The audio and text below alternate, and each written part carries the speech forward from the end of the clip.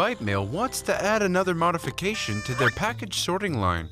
They want to add a shipping surcharge to packages that weigh more than 8 kilograms and an even bigger shipping surcharge to packages that weigh more than 16 kilograms. No problem, we can just add a second if statement. Remember, any code located after the code block of an if statement is executed regardless of the outcome of the if statement. Therefore, we can add a second if statement immediately after the first one to check if a package exceeds the 16 kilogram weight limit. Let's look at an example with two if statements. If the package weight variable is greater than 8, the first if statement executes. If the package weight is greater than 16, the second if statement executes. Notice something important here. Let's say we have a package that weighs 21 kilograms.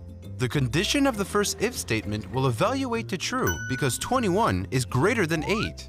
This result causes the shipping fee to increase by $5.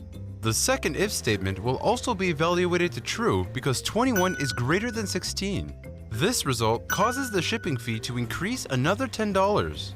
As you can see, the program evaluates and independently executes both if statements. The 21 kilogram package will end up costing a total of $25 because both if statements were true. Notice that the first machine's exit links to the second machine's entrance. That's why a package greater than 16 kilograms performs two if statements. Now, add that second if statement to the code for Byte Mail's sorting machine.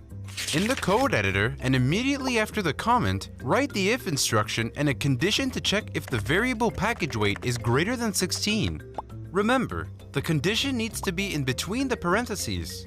Now, add an opening curly brace and a closing curly brace to create the if statement's code block.